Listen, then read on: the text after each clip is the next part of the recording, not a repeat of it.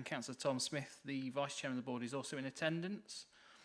Can I remind you that the audio-visual feed of this formal public meeting is being broadcasted live via the County Council's website, and all your comments will remain accessible online as the meeting recording remains on the Council's website. And with this in mind, I would like to welcome members of the public and press watching this live. I'd also like to extend a welcome to the Executive Councillors and Executive Support Councillors who are attending our meeting today on Teams, and also welcome Debbie Barnes, the Chief Executive, to our meeting. I would like to begin with a health and safety announcement. There is no fire drill planned this morning. In the event of a fire alarm sounding, we need to leave the council chamber through the doors behind you and leave the building through the reception into the front car park. We then need to wait in the car park for further instructions. Can I remind everyone to ensure their mobiles, laptops and iPads are on silent for the duration of this meeting? Also, when invited to speak, can you please ensure that you switch on your microphone? Otherwise, those attending the meeting via Teams and members of the press and public listening to our meeting online won't be able to hear you. Please be aware that you need to speak directly into the microphones to be heard, and the hearing loop is now activated. Requests to speak will be collated by the Vice Chairman. If you wish to speak during the meeting, can you please raise your hand and Councillor Tom Smith will make a note. We will try to ensure that everyone has the opportunity to ask questions and make contributions. However, I will close down debate to ensure we keep to time. We will now move on to the formal agenda. Item 1, apologies for absence and replacement members. Emily, please.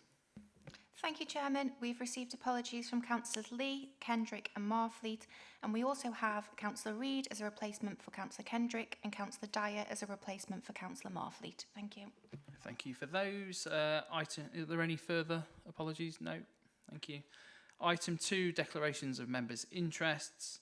Members of the board are reminded that they only need to declare any interest of relevant interest which have not been declared on their declaration of pecuniary interest form. Do any members want to declare an interest today?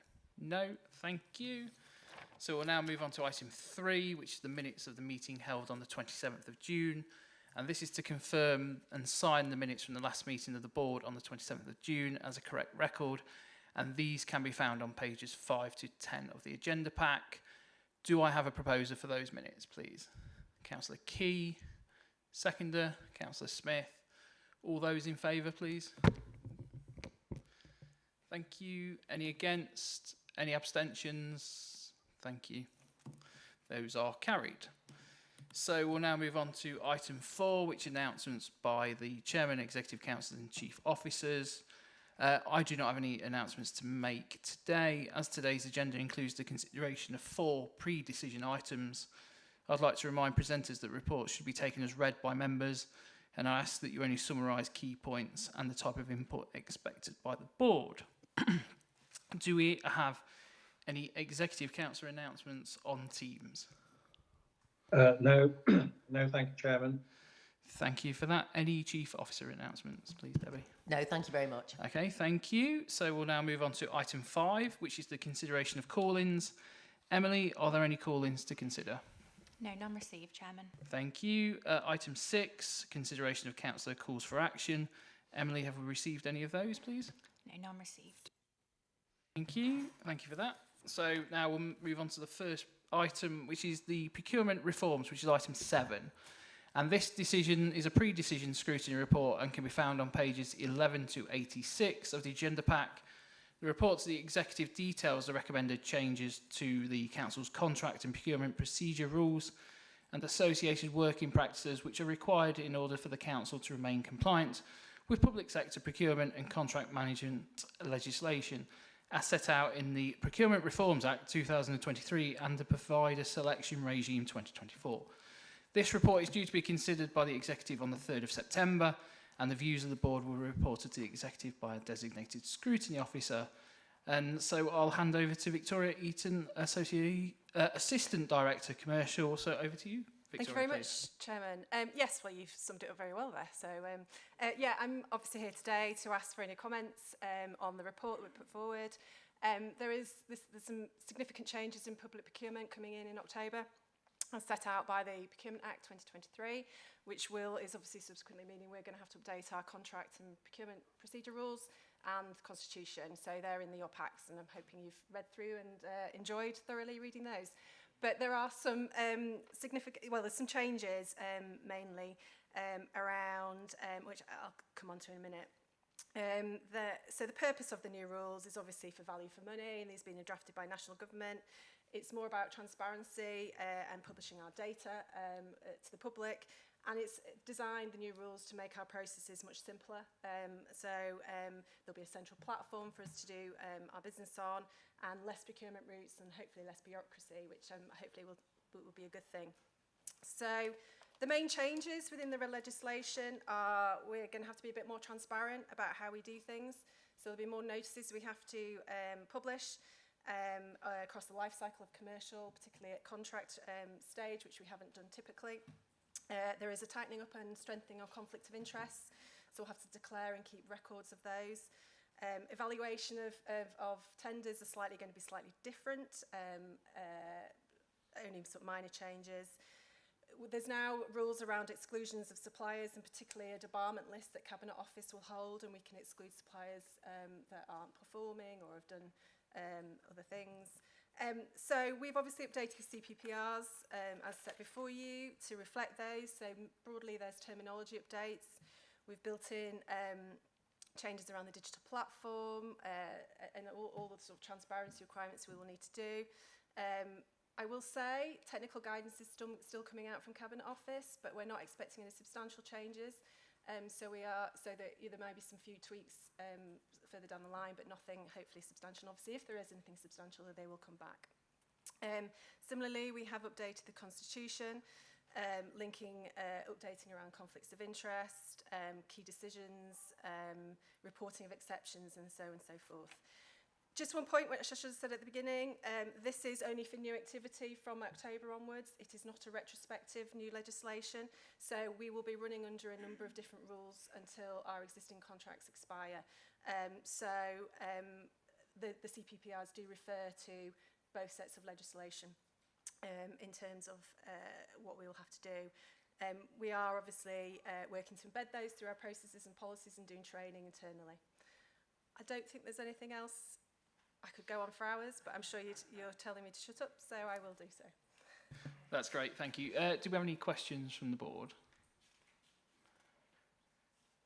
Councillor Dilks, please. Thank you, and thank you very much for the paperwork, which I did find interesting. Good. and your presentation. I'm sure we all welcome these national measures to improve particularly transparency, integrity, and in these public procurement policies. I can't help thinking, of course, of the post office scandal and what effect, had this been in place. I appreciate it was a national, but you know what?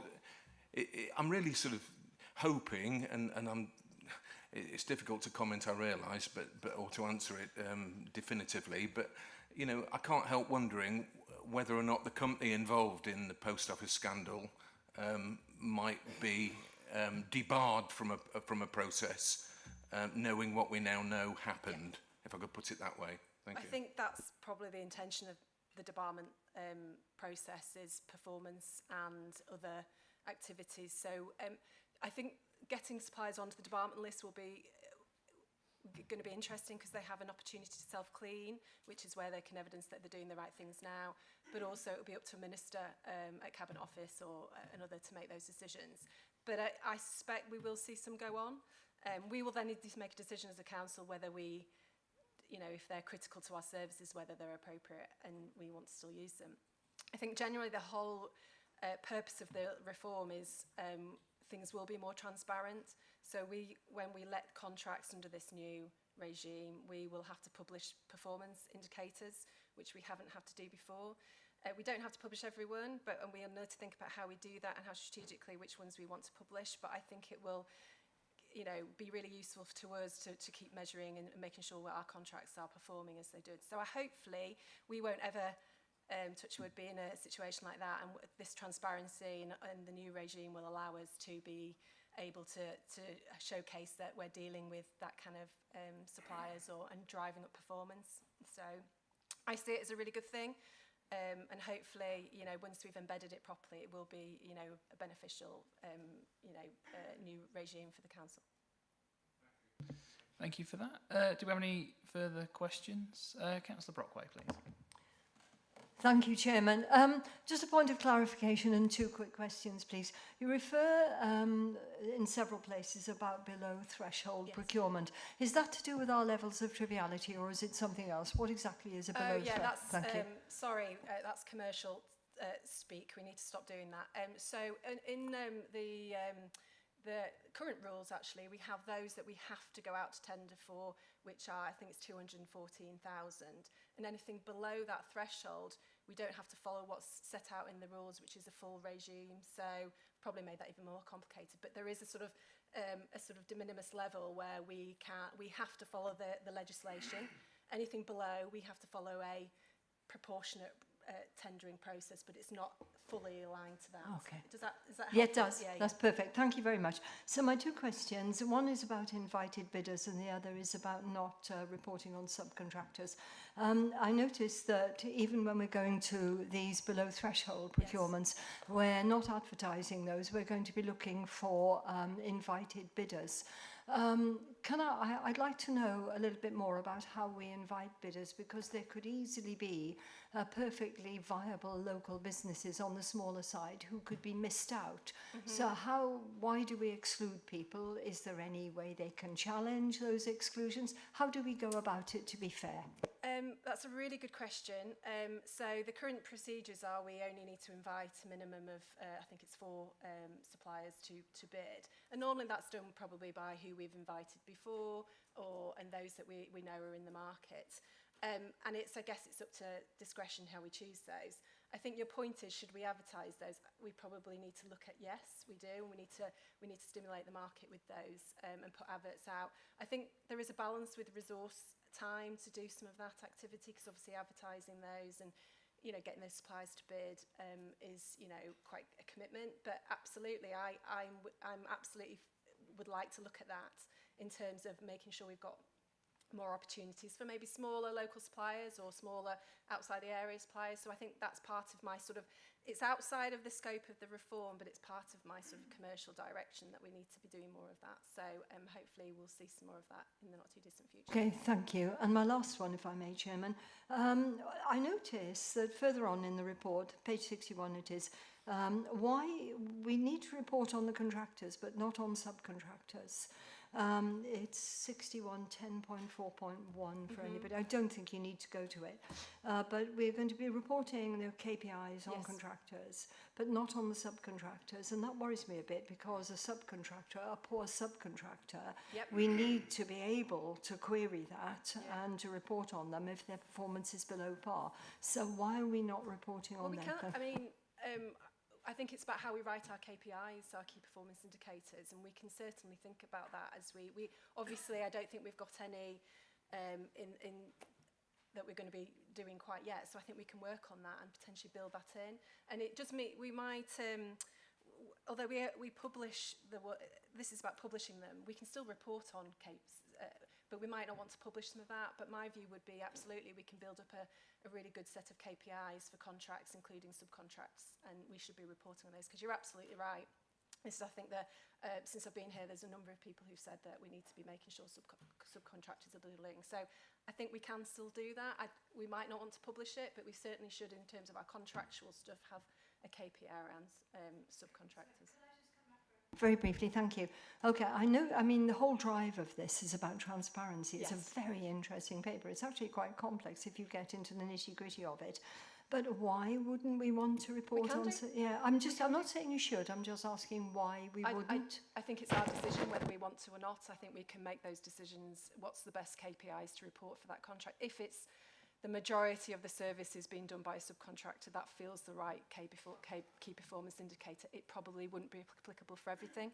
So I think we'll need to make those decisions case by case, and we'll test that, and I'll take that back to the teams to make sure we're doing it. That's great, thank you. Councillor Key, please. Yes, thank you, Mr. Chairman. I've been in business all my life. I've been in business all my life in one way or another, and I'm always keen to look at the lower end, Yes. really, and Jackie touched on this, really. If you're a local business in Lincolnshire and you've just recently started up, or you're just a one-man or two or three people business, a contract up to £10,000 would be a big contract for someone, in that position. And on the on page 36, it says that it's just one quotation. Yes. And to me, that is where some of the future bigger contractors would start, having experienced it myself. And so you could easily miss out Yes. on that early stage. And it's the local Lincolnshire businesses, I think, that we need to be encouraging. So it's just whether any more can be done on the lower end to ensure we're not just going to one that we've used before. Yes. Because we've used them before. Do you know what I mean? Yeah. And I know Jackie touched on that, but I personally, I've experienced that, not with the council, but I think it's really important. I think it's a really valid point. It's probably not something I'd put in the rules, but we're developing guidance to supplement all this. So I think it's something we can build out, that we should be looking at the local economy, local suppliers. I think we need to work with the growth team in Place Directorate to find out what's out there in Lincolnshire, and I think we've already started to make those connections already. So I fully support that. I think we need to probably put as guidance rather than as rule that we have to go to a local supplier, because I think that would be probably, and maybe that's our aspiration in due course, but at the moment I think... May I come back? Is that okay? Absolutely. And I think there's a big fear in small businesses about this sort of thing because of all the paperwork that you obviously have to have. And it's just breaking that barrier down, because actually it's nothing to be frightened of. No, you know, if you're good at whatever you're doing, why shouldn't you supply the county council if you're in Lincolnshire or wherever? So, and it's the starting, it's the building blocks, because they could be a future really big contractor. Quite right, absolutely. And we are doing some stuff behind the scenes around looking at our documents to make them more user-friendly to suppliers, looking at our terms and conditions. Our terms and conditions are quite onerous, and we're trying to sort of slim those down. So there is initiatives going on sort of outside of the report today in terms of some of the activity, which hopefully will get our local suppliers engaged, but we'll need to do some sort of events and things to get them used to bidding. And absolutely, I think we should be encouraging those to be the future suppliers that within the council. Absolutely. So we'll do some more on that. Thank you for that. I understand Justin Brown wants to come in on this, please. Oh. Yeah. Chairman, thank you. Just to confirm that the point Victoria made about our two teams working together is something that's happening. We have information about becoming procurement ready on our business website, and that is circulated to round about 6,000 businesses every year. The challenge is we can always do more, and I think I will take an action to work with Victoria on that. And it might be that that we have a paper about business engagement with procurement at the Environment and Economy Scrutiny Committee. That might be an interesting place to look at how we get our message out further, Chairman. Thank you for that, Justin. Well, we'll go on to Councillor Carrington, please. Yes, thanks very much. I'm going to come back to a theme that's already been established. And it really is about simplicity and complexity. Firstly, thank you for the report, which is a very, very complex area, and you've made it very, very, very readable as well as very understandable. But it's that complexity that concerns me. I have some experience in another council of which I'm a member. I'm responsible for an area which spends a very great deal of money through public procurement procedures, and we all understand why those are necessary, both in terms of probity and, of course, trying to get best value. I'm unconvinced that it always does. The thing that really worries me is that many of the existing methodologies, such as frameworks, are so complex, particularly if you're a small or medium-sized enterprise. The amount of paperwork involved, I've had conversations with people who have not bid, who would have been able to bid, purely because they are frankly intimidated by the sheer complexity of the system they have faced. So my question, and it's something that Councillor Brockway and Councillor Key have touched on, my question really is this new system or amended system going to make things materially simpler, and how can we best proactively, not just passively, but proactively reach out to exactly those small and medium-sized local businesses we would like to encourage and should be able to encourage without compromising best value, but who have in the past been put off by a system of local government procurement which is immensely complex? Great question. Truthfully, I'm not totally sure this will take some of that complexity away. I think the legislation is the legislation. I think the intention is to make it easier. But you're right, frameworks, they are hard to get onto. You've got to pass a number of tests. I think we need to think about how we can support those suppliers to get onto those frameworks. I think the framework themes come up many times since I've started here, and I think I looked into it following, and we only use frameworks in about 20% of our contracts, so it's not actually as high as we think. But I think it's an area we need to explore more, and whether actually we need to do some different things. So I have been talking to my team about are frameworks the right answer generally. I think that's one I need to sort of keep looking at and working on. I think the sort of complexity argument is something, again, we need to look at our processes, we need to look at our documents we ask people to fill in, we need to look at our levels of insurance and things like that and we're doing that.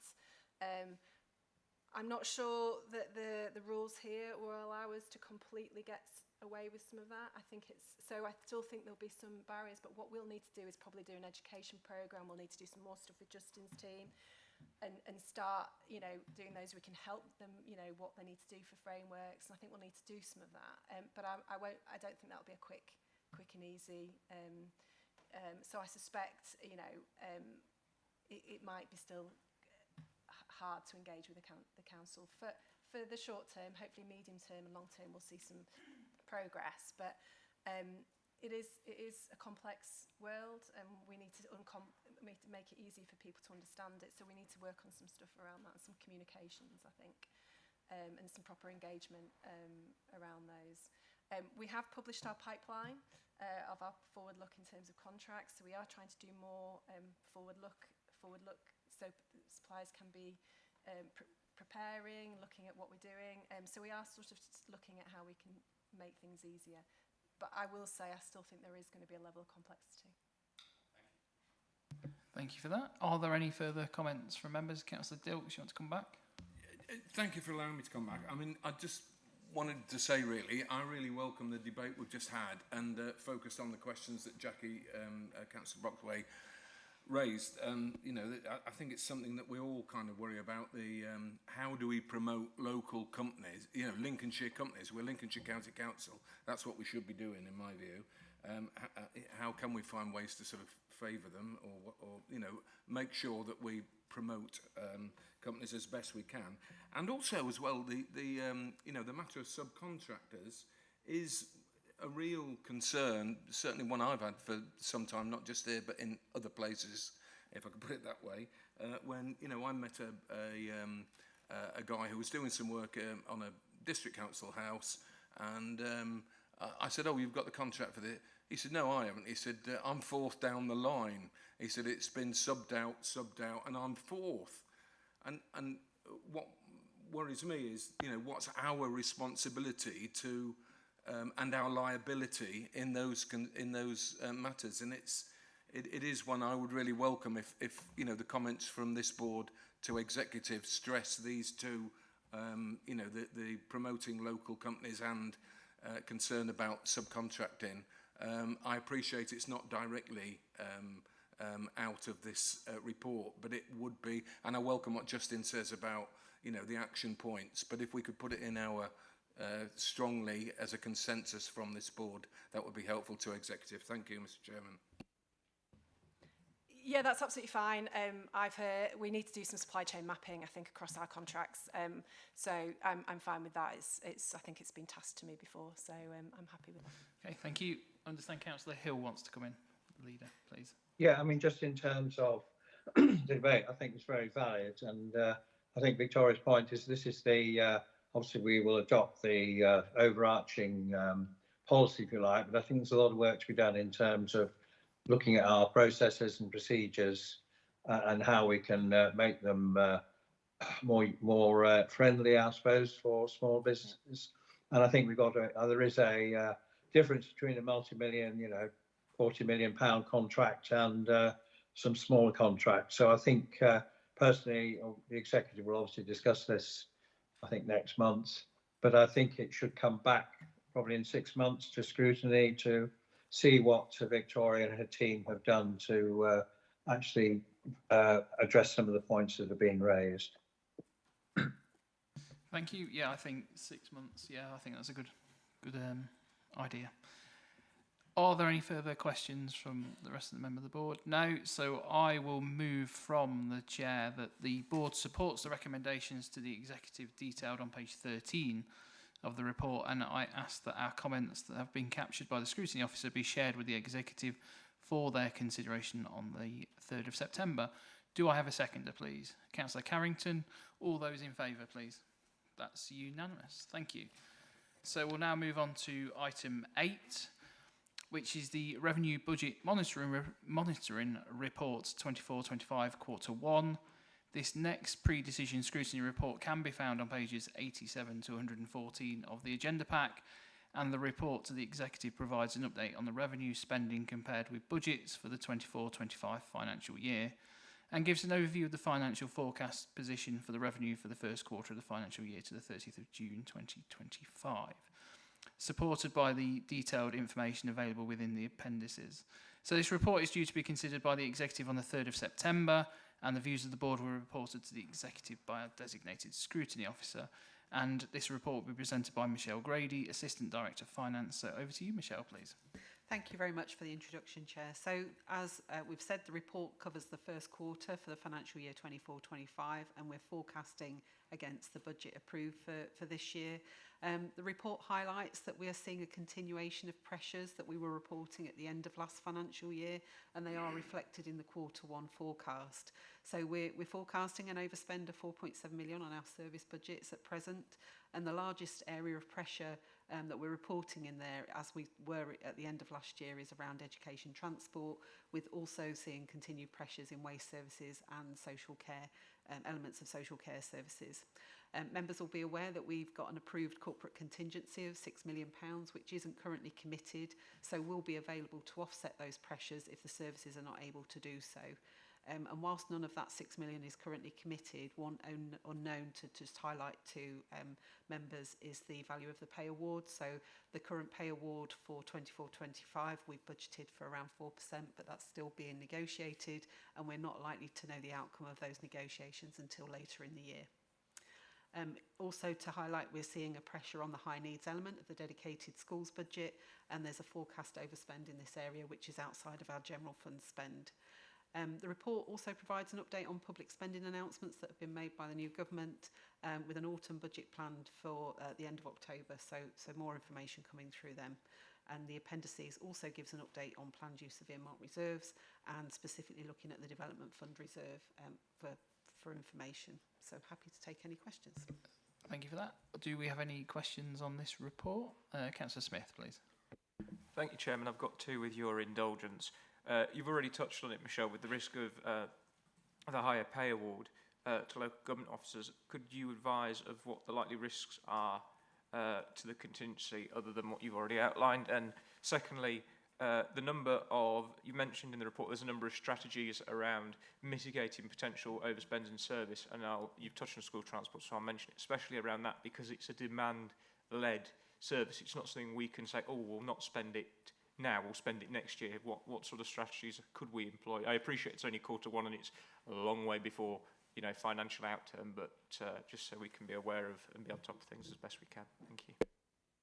So in terms of the pay award, as I say, we've already budgeted for a global 4% pay award. So if it's anything over and above 4%, then that would create a demand on our contingency. Just looking to Adam here, about 1% is about just a bit more than 1 million.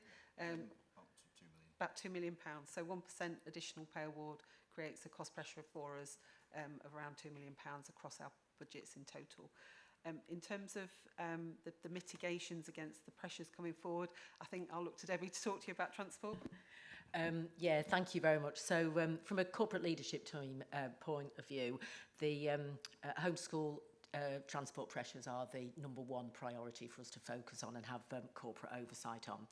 So we've set up a project board and it's attended by all of the corporate leadership team, which is a bit unusual in itself that we would all be there, including myself, but obviously it's cross-cutting across resources, across place services in terms of highways who manage the budget, and then children's services as well. So quite right that it's got that oversight of the whole of the corporate leadership team.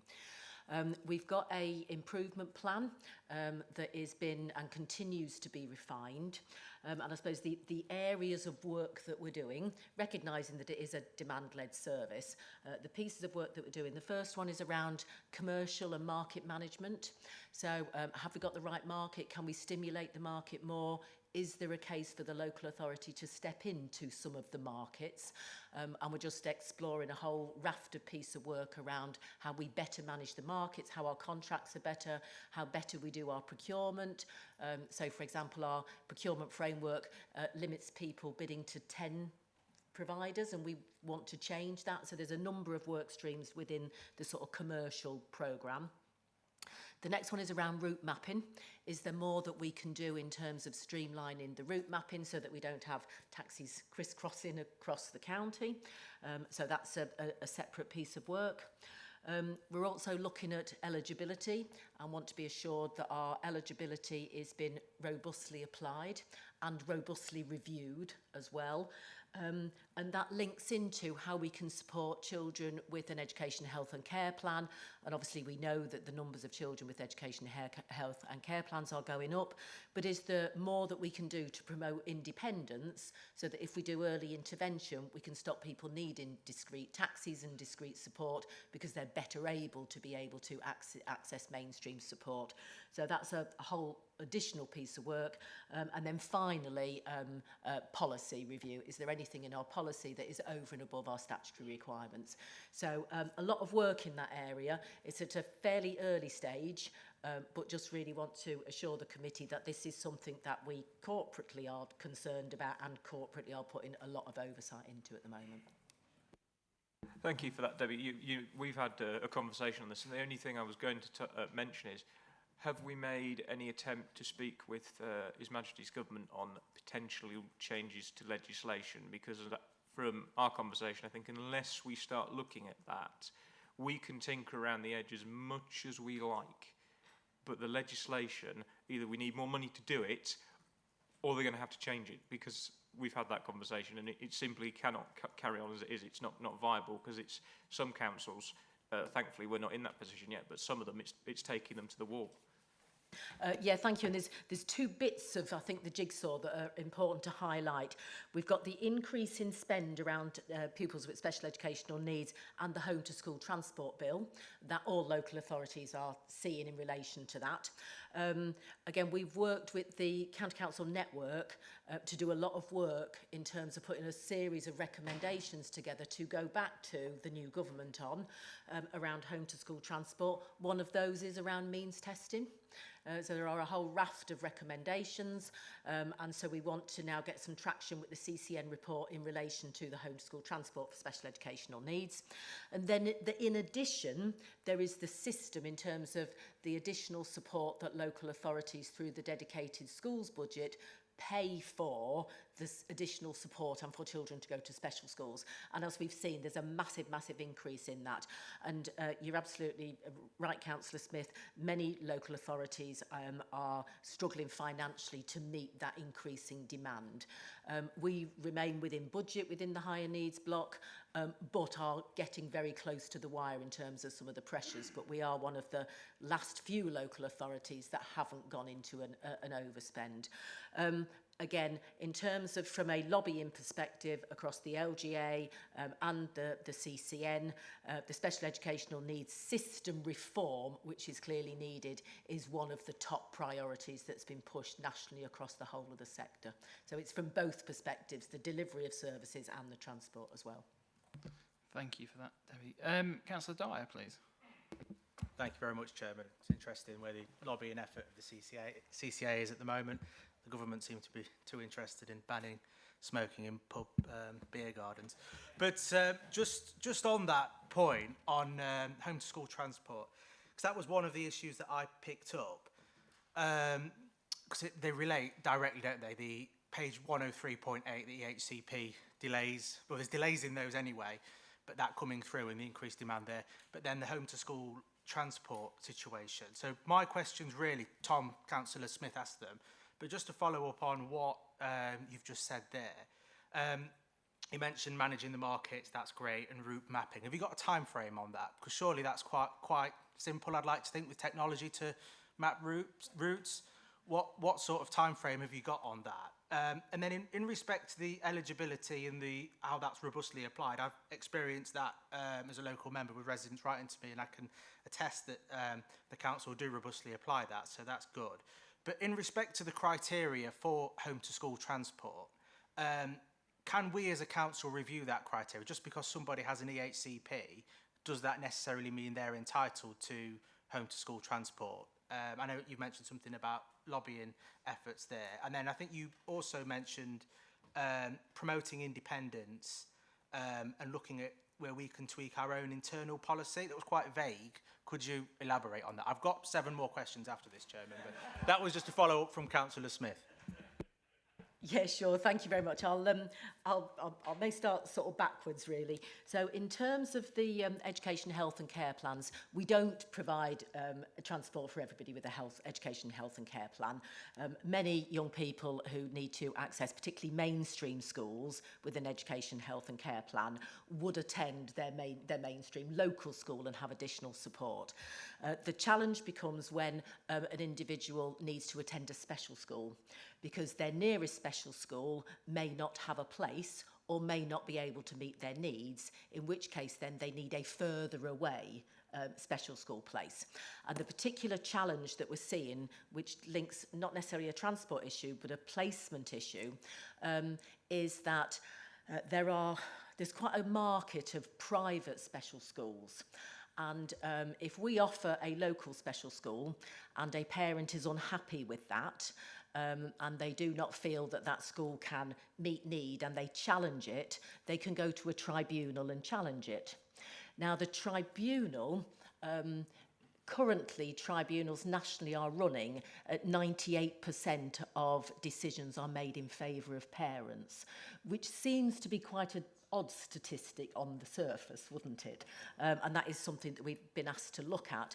But the reason the tribunal makes a decision is they look at whether the cost is material for that case, for that individual child. And so a transport to a private school out of county may be, like £3,000.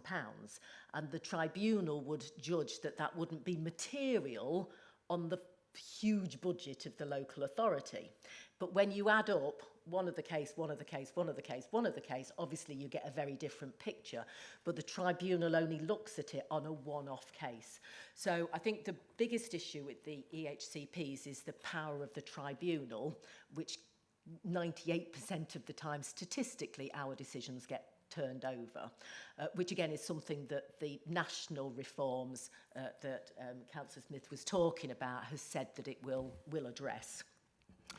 In relation to independence, we do have some independent travel advisors who work with children to get them to have the confidence to go onto a bus themselves, and so we think we may need to invest a bit more in that, but we're looking at the outcomes around that at the moment. So that's the sort of EHCP world. In relation to the eligibility, I'm pleased that in your experience that we do apply it robustly. I think again we just want to be assured that we are applying it robustly. The route mapping, we have got somebody in to do that work to help us with it, who use like an Apple-based solution, and so we're expecting that work to take about 3 or 4 months is what we're expecting it to take in terms of in terms of looking at the full impact of it.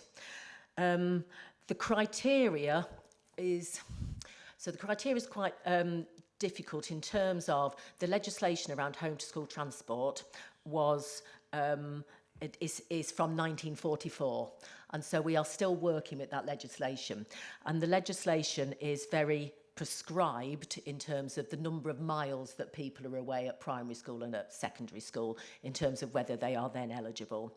There are some small areas of the policy where we offer over and above. They wouldn't be huge cost savings, but we think it's right and proper to put them into the political domain for a conversation. But that sort of criteria that we have local flexibility in is fairly limited. Did I cover them all? I think so. You mentioned for the route mapping that piece of work will take 3 to 4 months. These routes are set, I assume, annually from September for the new academic year, and they're set in place. Well, they are, of course, subject to change. Is that 3 or 4 months just to set them now, or is that process going to have to be ongoing? I assume it will be, and will that take 3 or 4 months every year to set these routes? If only it was just every September we had to do it. We get change, we get thousands of change requests a month, absolutely thousands. Some of that is moves, some of that is moves from home, some of that is moves from school, some of that is change of school, some of that is exclusions, some of it is needing a special educational needs school. So obviously if you get child A who's excluded from a particular school and needs to go to a different school, then we would have to put them into a taxi short term and then review the route to see whether or not they can then go onto a bus. So you would wish it was done every April, but unfortunately it's not. It's an absolute, there are thousands of changes every single month. The work is to see whether or not this technology would be the best technology that then we could apply. And then we would implement it and train our own staff to do it. Okay, lovely. Thank you, Chairman. 1.14 within the report just identifies a potential sorry, I read it last night and I'm familiar. In proceeding with reforms, it is now possible that the government may seek to reclaim funding, which is in respect to some adult social care funding. I think within 1.14, it says that's unlikely. Do we know actually what that level of funding is if the government do want that back? What's the cost implication to LCC? So we're on adult care now, yeah? Okay. So just as a follow-on from the previous discussion, I think probably the September thing, it's probably worth noting that mainstream travel isn't the concern here. That's been fairly static. I think it's the stuff that isn't mainstream. Absolutely mainstream travel usually gets sorted out in September. It's all the other travel, the spend, alternative provision exclusions and stuff like that. So just another point on the previous one. The previous government funded us through a number of grants. I think there are some figures quoted in there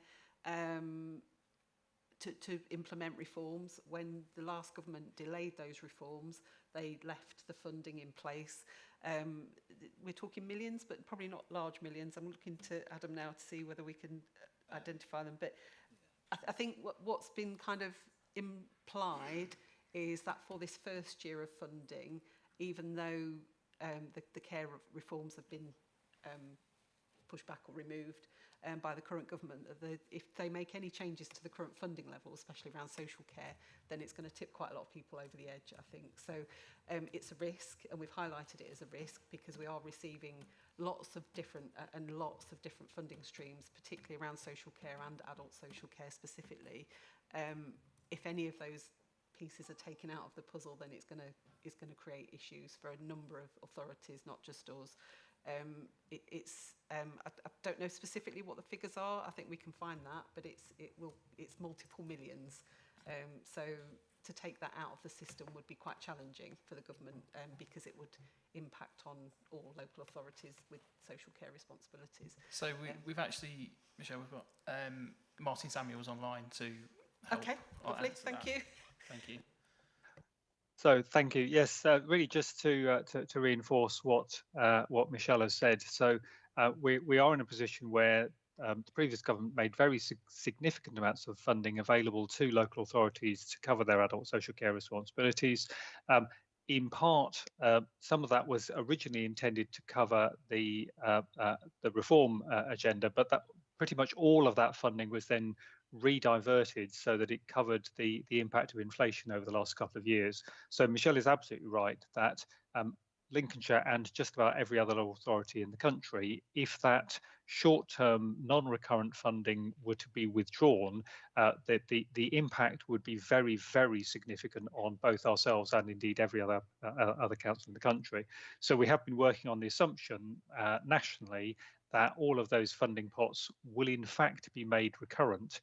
And one of the issues that is the conversations that are taking place with the government at a national level through the LGA and ADAS, the Association of Directors of Adult Social Services, is that in many ways it would actually be helpful if many of these grants were just rolled into recurrent base funding for local authorities rather than being separate streams which in theory are allocated for particular functions but in fact are not being so anymore.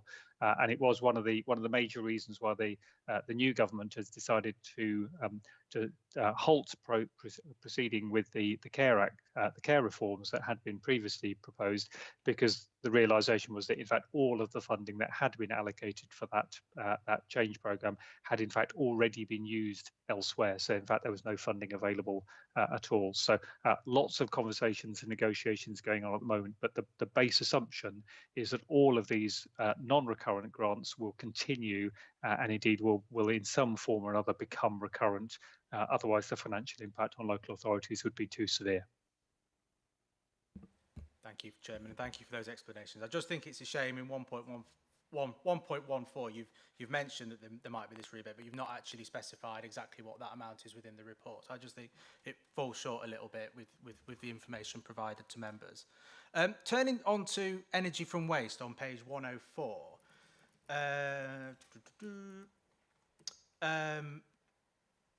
Waste services, they're forecasting a 2.302 million overspend, and some of that relates to increased tonnage being used at going to the energy from waste. Can someone just explain to me why that has such a significant cost onto the council? Because surely that's going into the system, that's producing energy, which is then making money. I assume there's a contract somewhere with a ceiling and then we have to pay over. I'm just wondering why we're being left with such a big bill for sending more energy to the energy from waste facility.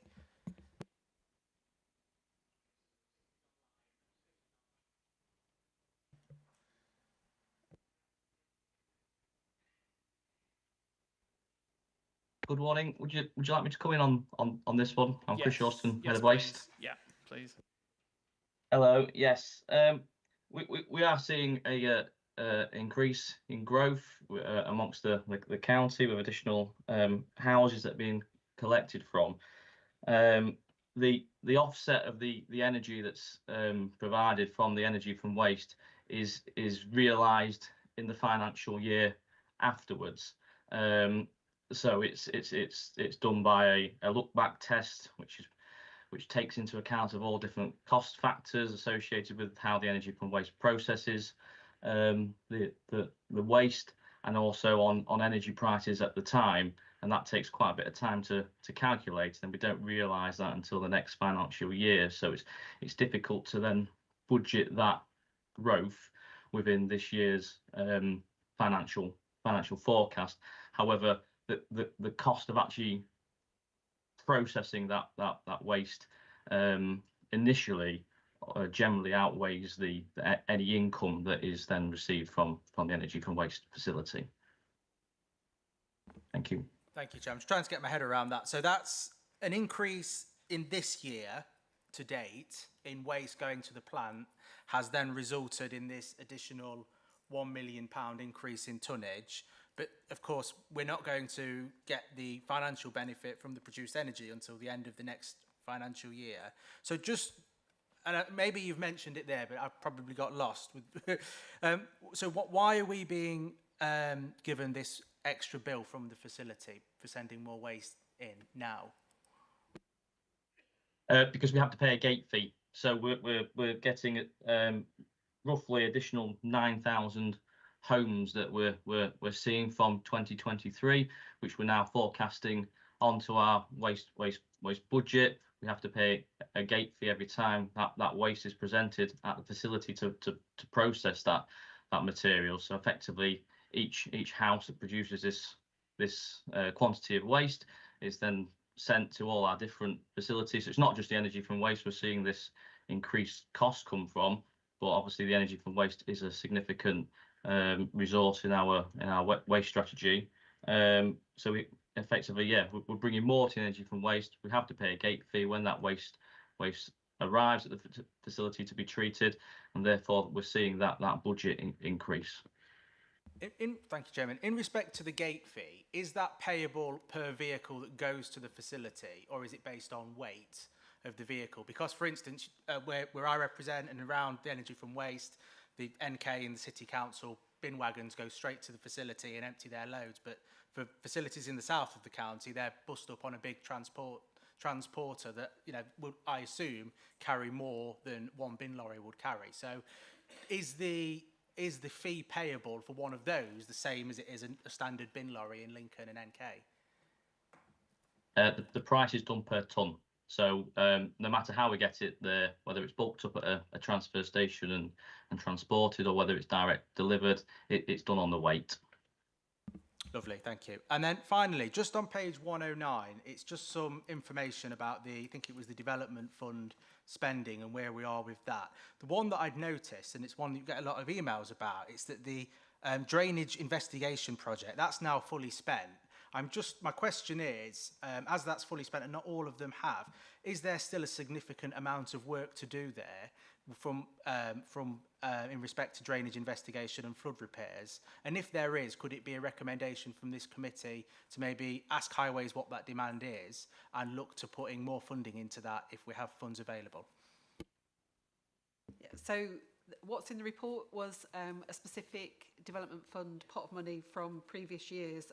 You'll remember that when we set the budget in February, there were some specific budgets added into this as well. So I think nearly 1.8 million was added into the highways budget for drainage work related to highways, and just over 200,000 was added to the base budget of the team that deliver the reports around flood incidents. Don't know where they are with that. I presume that's being reported into E&E. Caroline might know.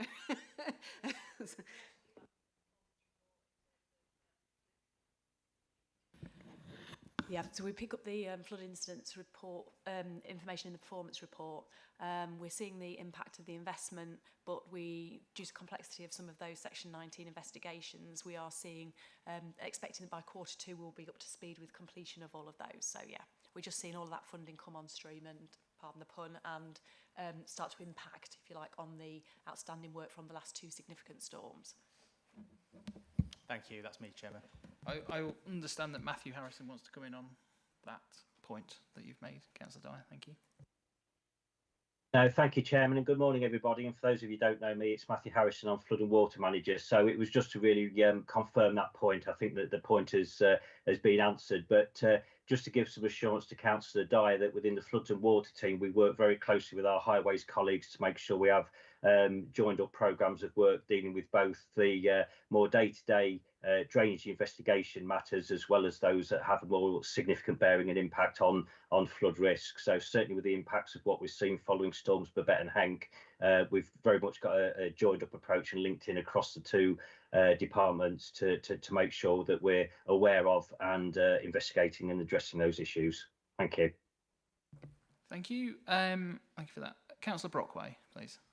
Thank you, Chairman. My question's been answered. Thank you. Okay, thank you. Are there any further questions from the floor? Councillor Dilks, please. A very quick one, if I may. I just wanted to go back to home school transport, if I may. And I just wonder, I appreciate the work that's being done in looking how can we mitigate. But obviously taxes were mentioned, and I appreciate, people are entitled to, but when I just wonder if is there any scope or flexibility or possibility of where a parent or carer has got a car in the driveway and one or two parents are at home. Is there any possibility that you could make some sort of grant to them, which would be a fraction of the taxi fare, to allow them to get the kid to school themselves. Yeah, Councillor Dilks, we've implemented that for quite a number of years, and that's always the first port of call for anybody with bespoke transport needs. If there isn't available public transport, that's the go-to solution. Thank you for that. Thank you for that. Councillor Key, please. Sorry, I wasn't going to bring this up, but since Phil's already gone back to it, it was just something that occurred to me, because obviously we get involved in this as local members, and I know Debbie mentioned the scheme whereby people can be helped to have the confidence to go on a bus, because that obviously can be a big issue for children if they have special needs. Is there any possibility of people being accompanied on a main bus rather than having to go in a taxi? It just seems that the buses aren't always full, and maybe some of the children could be accompanied on the main bus to save having a taxi. Do you see what I mean? I do, absolutely. I see what you mean. So obviously we do tend to have children with special educational needs on a sort of minibus if possible, rather than a one-to-one taxi. But in terms of utilising mainstream buses, that's something we want to work on within the route mapping. So that would come out of that piece of work around whether or not there is more suitable routes if we were to support one-to-ones, if you like, passenger assistance, to be able to go onto mainstream buses. So that will come out of that work. Thank you for that. Are there any further comments or questions? No, I can't see any more. No. Okay. Councillor Brockway? Yeah, just a quick comment arising out of that. So declare an interest because my grandchild uses one of these buses. But just as an assurance to Councillor Dyer, I would have to say that this, and to Councillor Dilks really, that they're very, very efficient in the way they organise. So we use one of these buses where they seat 8 children. You have a driver and a carer.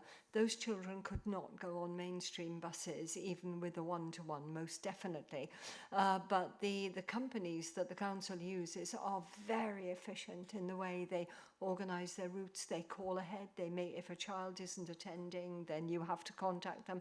So there are all sorts of things in place to keep the service as cost effective and as efficient as possible. I have to say, as somebody who sees it in practice, I've been really impressed with it. Great deal of care is taken over the efficiency. Thank you. Thank you for those comments. I can't see anyone else, so I will move from the chair that the board supports the recommendations to the executive as detailed on page 90 of the report, and I ask that our comments as been captured by our scrutiny officer be shared with the executive for their consideration on the 3rd of September. Do I have a seconder, please? Councillor Dilks, all those in favour, please? That is carried. Thank you. So we'll now move on to item 9, which is the capital budget monitoring report for 24-25 quarter 1. And this is also a pre-decision scrutiny report, and this can be found on pages 115 to 136 of the agenda pack. The report to the executive provides an update on capital investment and compares projected expenditure for the year with the approved capital programme and highlights any forecast over or under spending. This report is due to be considered by the executive on the 3rd of September, and the views of the board were reported to the executive by our designated scrutiny officer. And this report will be again presented by Michelle Grady, Assistant Director for Finance. So over to you, Michelle, please. Thank you. Thank you very much, Chair. So our capital report, just a quick overview. We're currently forecasting a gross overspend of 15.3 million, but with additional forecast funding coming in, would leave us with a net overspend of just over 5.3 million. There's a number of variances in there, and the table 2 from page 126 kind of sets out those variances project by project. A lot of variances are due to timing, so we'll be rephasing some of those budgets over quarter 2 to make sure those timing differences are reflected. Just one large variance overspend to note is on the Old Roman Bank scheme.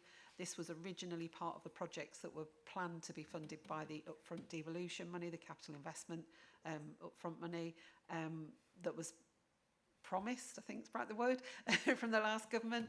We're still awaiting a decision around that as to whether that funding will still be made available to us. But as the project was a priority and the criteria about delivery of these projects were to be delivered within the financial year, that one is progressing. So we're currently forecasting an overspend on that because we hadn't planned to budget for that during this year. If it does come that we need to fund that budget, then we do have future years budget programme in the Coastal Path that can be made available to fund that project, but hopefully we'll get some steer from government soon around that funding, and other variances set out from table 2. So happy to take any questions. Thank you for that, Michelle. Do we have any questions from the floor? Councillor Smith, please. Thank you, Chairman. With the risk of a permanently higher base cost for capital projects now being very much likely to be the norm, how will we as a council protect our purchasing power for capital projects so that we can deliver the capital projects we need across the county and not be in a position where we have to rephase on a more regular basis? We kind of build in every project that gets approved that comes through decision making will have some kind of contingency built in, and I think the key thing is timing with a lot of these things, so that the longer some of these stretch on, the more challenging they can be in terms of cost. We hold a corporate contingency around capital development, so we can reflect that if we need to as a project's commencing.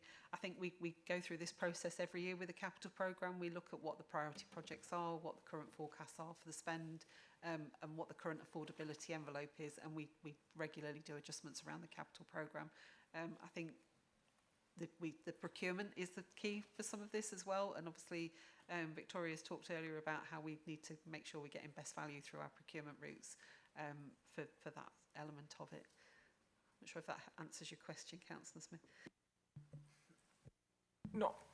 Not directly, because the key question, and it's possibly something beyond our control, is, as is alluded to in the report, we are now in a situation where the base cost of things, whatever that be, is higher. So how are we going to, is there a mitigation we can do, or is it something we have to accept that actually, quite literally, because base costs are higher, we can't make things stretch as far as they are? I think I can't do much about the cost base of cost. I think that the real challenge might come with where we've had funding. So some of the DFT funding particularly, and sometimes DFE funding as well, doesn't recognise that things get more expensive with time, and that becomes a particular challenge then, because we have to make up the shortfall, and then we go through the decision making again around whether that's still a priority project that we can afford. I think the mitigations we do through procurement, through contingency, through planning, but some of those other things we just have to accept and decide accordingly whether we want to adjust our spending profile. Thank you for that. Councillor Dyer, please. Thank you, Chairman. In respect, I know it's mentioned in there and it's been in the news recently, the Hike and Relief Road, circa 200-ish million, I think 190 to 210 million cost. At the moment, 110 million of that is being funded from the DFT, but of course that's currently being reviewed by government. If in their wisdom they were to, I suppose, A, cut that budget entirely, or B, cut that by a significant amount, what impact would that have on our ability to deliver that scheme? So it's significant, I would suggest. So it's a significant impact. It's probably worth noting that we've already spent quite a lot of DFT money progressing the scheme to the point we have. So so that would be wasted in terms of DFT money if they then decided to cease their support for that scheme. We usually work on capital financing costs, so usually around 5% of the total cost. So clearly on 150 million. If we have to borrow that to continue with that scheme, that's a decision that the executive would need to consider and consider whether that could still be prioritised and whether it would still be affordable, because that's quite a significant impact on our revenue budget to then borrow that money if that was what we required. But hopefully Debbie can come in there. Yeah, just to come in. So in relation to the 110, Michelle's absolutely quite right. We've, as recently as 2 weeks ago, got some additional grant towards feasibility. So the 110 does appear to be still trickling in relation to our needs around the feasibility. When the HS2 was cancelled, there was an additional 44 promised, and obviously we don't know about that at all. So I think there's two questions really of government in relation to the money that's been promised for North Hike and Relief Road. But certainly, as I say, 2 weeks ago we were still getting grants as part of the original agreement, which seems positive, but that's all that we can say at the moment. I suppose they seem to take with one hand and give with the other when it comes to government spending to local authorities. But just for clarification, because as you say, a significant amount has already been spent on the Hike and Relief Road. So that's coming off the DFT's 110. So if the Chancellor were to ask for her money back, that would be minus what we have already spent. We wouldn't, as a local authority, have to make up the millions we've already spent on the project. Is that correct? Yeah, so all of that money, there's quite clear criteria from DFT about what we can use their grants for, and that's all been complied with, so there would be no callback on any of that money if they decided not to commence. I say it was the additional 40 that was kind of being questioned. The DFT process is that they don't actually give you a signed on the dotted line until you've got a full business case in front of them. You can't do that without quite a lot of pre-work, so all the planning, all the road orders and all of that sort of stuff has to happen before that. So it's quite usual for us not to get something signed on the dotted line until that part of the process. But they've already committed quite a lot in terms of, and they won't get that back. Good. Just in respect to, final question, the devolution cash that you've just mentioned, and you mentioned the scheme in, was it Roman Bank in Skegness, which is a priority, and whether we get that cash or not, that scheme's going to be delivered. My question is, what about the other projects? Because I mean, as you mentioned in your remarks, these were supposed to be delivered in financial year. We're fast coming, I suppose, not coming to the end of it, but we're getting our way through it, especially to deliver projects. We know what local authorities are like at delivering projects. So what my question is, I mean, I know what the other projects are, but just for the purpose of the record, what are these other projects? And am I correct to assume that if we do not move ahead with devolution, or the government pauses it for now, these projects won't be going ahead this financial year? And what's the future for those projects? Are they dead in the water, or are they going to be on a list to hopefully pick up in a few months' time? I think you said hopefully soon. I don't know how hopeful you are that we'll find out soon. Thank you. I'm probably going to get Justin to come in, because he'll be able to recite the projects at the drop of a hat. But certainly, as you'd said, Councillor Dyer, Roman Bank is continuing, and there is also one of the other flooding ones that was on the list that is also continuing as well. But I'm sure Justin will be able to confirm which one that was. The leader has got a meeting with the Minister on the 4th of September about devolution. And so whilst we, as officers with civil servants, have been pressing hard for a decision on on the money for devolution, obviously that will be part of the conversation that Councillor Hill has with the Minister on the 4th of September. Yeah. Justin, I think Justin's online. Yeah, thank you. So the projects that are on the list include a programme which is about helping businesses across the whole of the county in the food manufacturing sector. We are currently paused on that project because that would involve giving out grants, which at the moment we don't have the money for. In terms of Sleaford Moor Enterprise Park, the same again, it would involve a grant to third party, in this time North Kesterton District Council, and of course because we don't have the cash in the budget, we would not progress. And then we have schemes of our own around a small flood project, around Roman Bank, as we've spoken about, plus then development work that we are doing on schemes in Grantham and Nettleham. I think that covers everything. I was in a meeting with civil servants at 9:30 this morning. We are seeking flexibility around timescales, and they recognise the challenge that their delay in responding to us on these applications is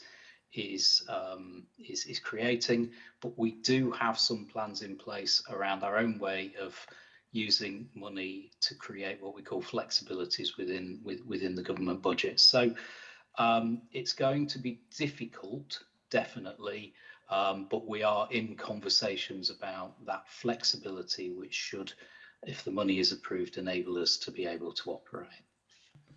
Thank you for that. And Councillor Hill wants to come in as well, please.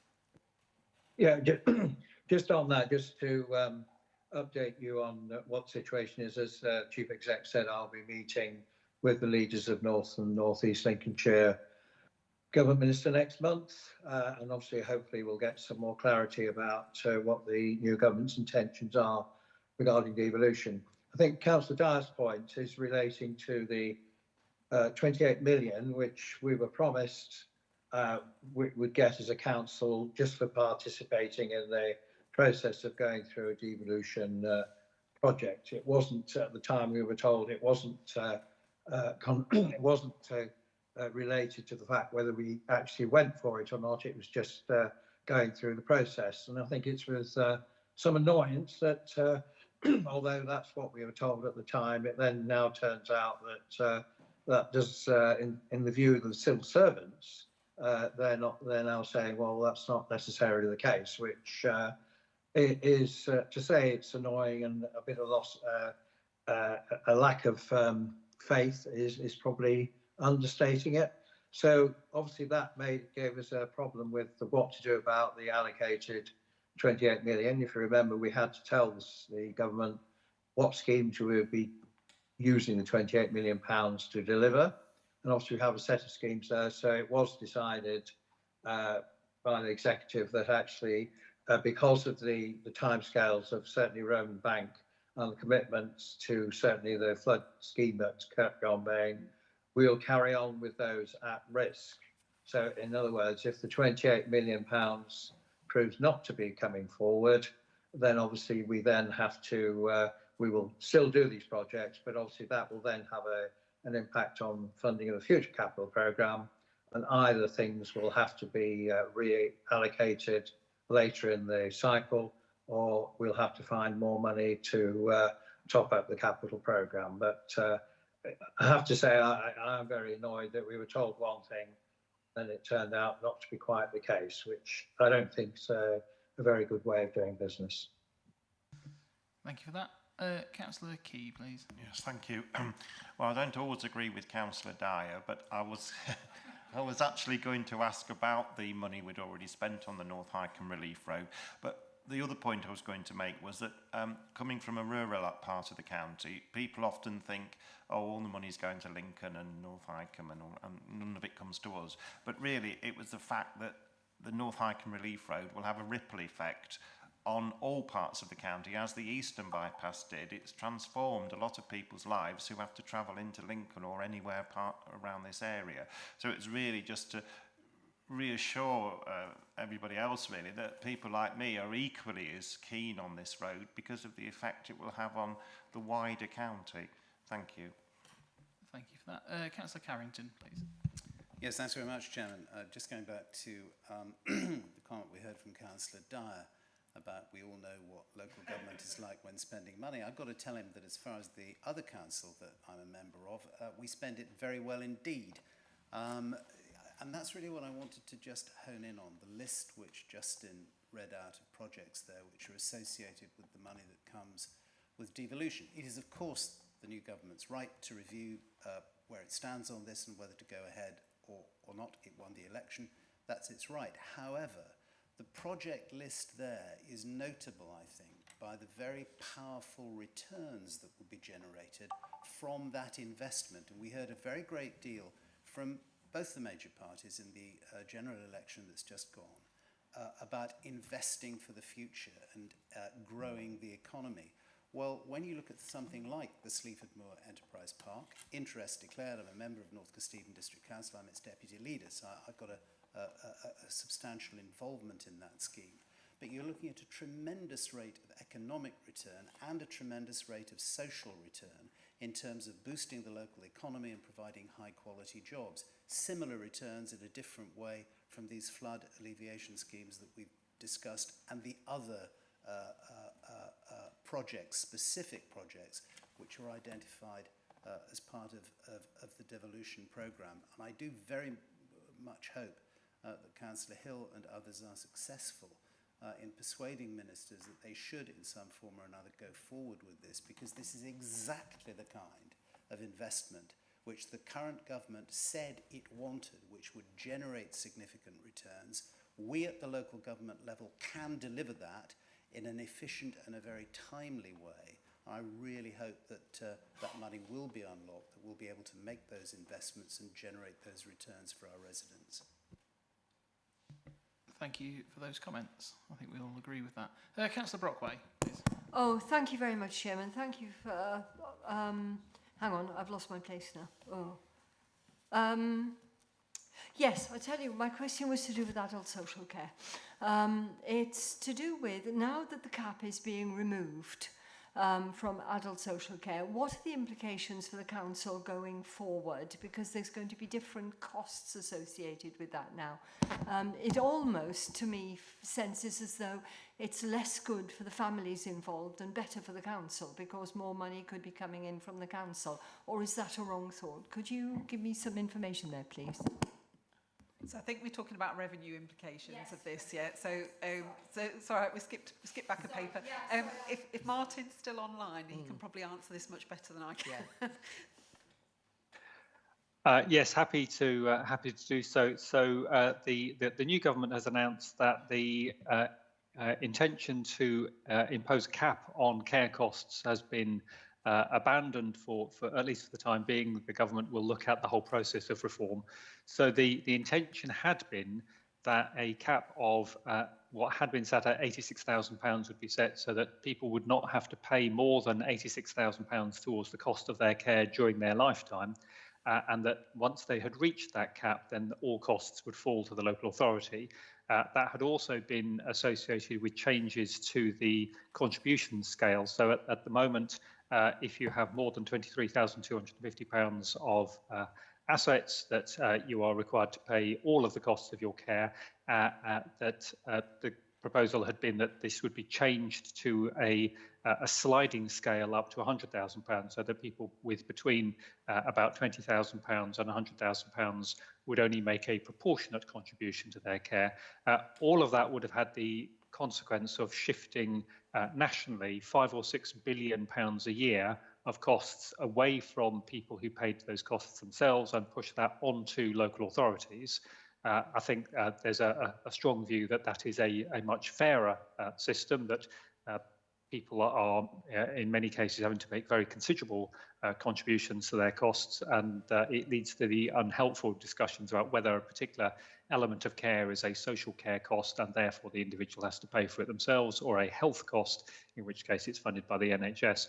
But the government has taken the view that the costs and the complexity of making all of those changes are simply too great. Just to give an example, here in Lincolnshire, it would probably have doubled the number of social care assessments that we had to do. I would have had to employ probably another couple of hundred staff in order to be able to cope with all of the additional work, and then there would have been a significant financial impact.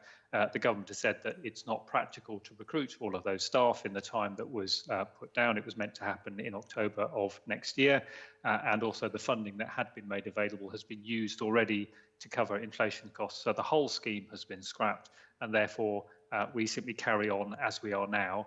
That does have a significant financial impact on people who are currently or will be paying for their care, but it is in effect a continuation of the arrangements that have been in place since 1948. So in that sense, the change is that there is no change happening.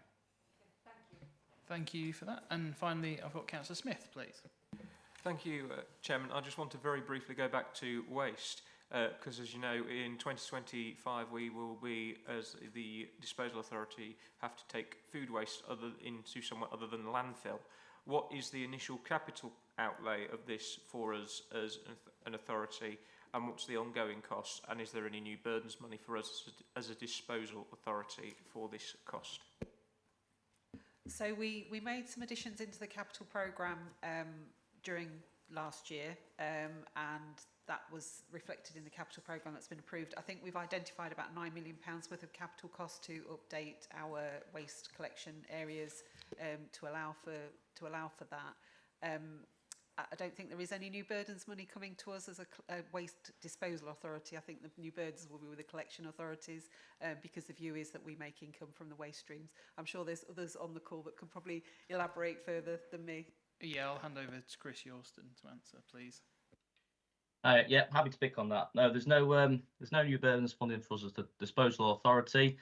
It's that our diverting this waste from the energy from waste to aerobic digestion sees us make a cost saving, which we're making really good progress on at the minute. We've just awarded one of our a contract to a local provider for our food waste. So yes, we need an initial capital outlay of the 9.6 million, which Michelle just mentioned then, but we are projected to make around £3 million worth of savings per year, so that'll then pay that back.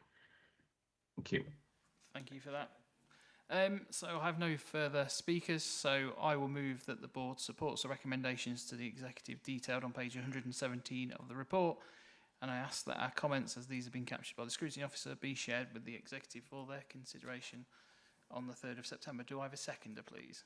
Councillor Smith, all those in favour, please? That's carried and unanimous. Thank you.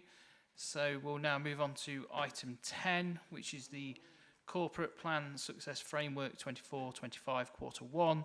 And this is another pre-decision scrutiny item which can be found on pages 137 to 188 of the agenda pack. And it invites the board to review the 24-25 corporate plan performance for Quarter 1, which will be presented to the executive on the 3rd of September. Please note that for Quarter 1 of 24-25, there are no service level performance indicators within the board's remit to review. So the views of the board will be reported to the executive as part of the consideration of this item by a designated scrutiny officer, and the report will be presented by Caroline Jackson, Head of Corporate Performance. So over to you, please. Thank you, Chairman. So as we've said, the report covers up to the end of Quarter 1, so that's the end of June, and obviously covers the corporate plan priority areas. We can see from the report that actually it's showing really strong performance across the majority of areas, and where we aren't performing as we expected, we all got a clear understanding of why this is the case, and I'll come on to that shortly. In terms of the 32 activities that we report against, so these are the key things that we are delivering in order to achieve our corporate plan priorities. We have no activities that are red RAG rated in Quarter 1, and we have 90.6% that are progressing as planned, which are RAG rated as green, which means we only have 3 activities that are amber rated. Of those 3 activities, 2 of them are actually the same activity, and it's the activity A65, which is around our Greater Lincolnshire Combined Authority. This is reported in both supporting high aspirations and create thriving environments, and is used in both of those areas. Again, we've heard already this morning, obviously, the reason this is amber rated is obviously in relation to obviously the pause around obviously the election, and we've heard an update on that already.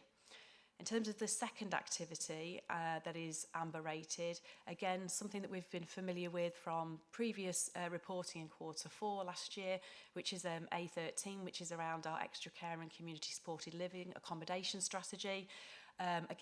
Whilst we are making progress, one of the milestones within that activity, which was around agreeing governance arrangements, and the senior responsible officer has been slightly delayed but is now in place. In terms of the schemes themselves, we are seeing really positive steps forward in terms of the Welton scheme, which is moving forward, and also the Sleaford scheme, where we expect constructions to begin shortly.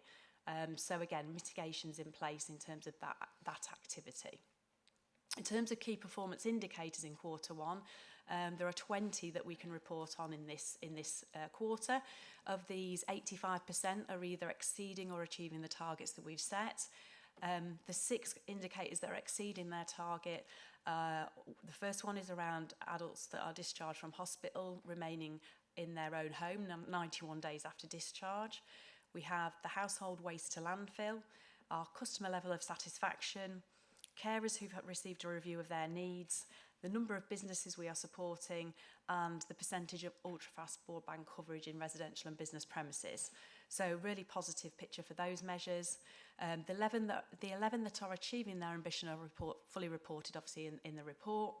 And I'll just touch on the 3 that are not achieving the target that we've set.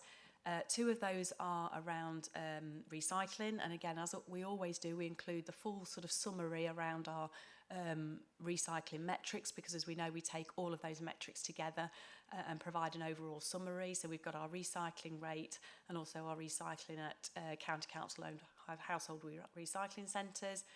And then the third metric, again, already kind of touched on already this morning, is actually around a new metric that we've included in the corporate plan for the first time, which is around the Section 19 flood investigations completed within 6 months of starting. And again, it refers back to the previous point, which is we're now starting to see the impact of the additional resource that was brought into the team to undertake those investigations. And whilst Q1 isn't that we've not completed those in the timescale, the expectation is by Q2 that we should have all of those in Q1 and Q2 that would expected to have been completed, done so in the timescales. So expecting that work to be much more of a positive impact in Q2 as a result of that additional resource. In terms of contextual measures, so those are the measures that we include in our framework, and we say that it's the exec director considers which of those measures we would want to bring up into the report. All of the measures are there available on the council website, but in terms of those that are specifically mentioned, again, we brought this through in Q4 and have brought it through again in Q1, which is around the overall highway service combined score. A really positive picture and continues to be, and I think that's good to reflect on, that we've seen a further, only small increase, but again, given the amount of work that goes on in this area, it's really positive to see that that score continues to have a positive trajectory. And the second measure is around our tenancy and occupancy rates in our economic development portfolio. And again, 91% occupancy rate actually is a really positive picture. We always like to have some element of capacity in order to ensure that we can flex that in terms of people needing to be able to move into those spaces. So we never expect that necessarily to be 100%, but really starting to see those occupancy rates at a really high level. So that's in summary. I'll hand over for any questions. Thank you. Thank you for that. Are there any questions from the board? Councillor Dyer, please. Thank you, Chair. I did chuckle to myself seeing that A65 devolution was amber. I think by the sounds of it, it's probably soon going to be going into red if things don't move along. But my only point, it was just on page 161, and it was the again, energy from waste, and that's what relates to energy from waste. It's the performance indicator for landfill waste in the quarter. It does go on to explain it. So am I right to assume that the entirety of the 0.15% going to landfill, is that because of outages at the energy from waste plant? So I think I had a visit several years ago and it wasn't operational, but whilst we were there, the wagons were still coming in and dumping the waste for when it was back online. So I'm assuming there's some capacity there for when it's not operational. But at what point, how long does it have to be unoperational for waste to then start to go to landfill? There's a few questions in there. I don't know. Hopefully someone on the call knows the answer. I think we'll hand over to Chris again, please. Hello, Councillor. Yeah, some very good questions about to landfill. So we've made really good progress in the last year in managing to, when the energy from waste has a shutdown, either it planned or unplanned, we've managed to divert that waste to other energy from waste facilities rather than landfill, because landfill is the lowest level on the waste hierarchy. Energy from waste is the next one up.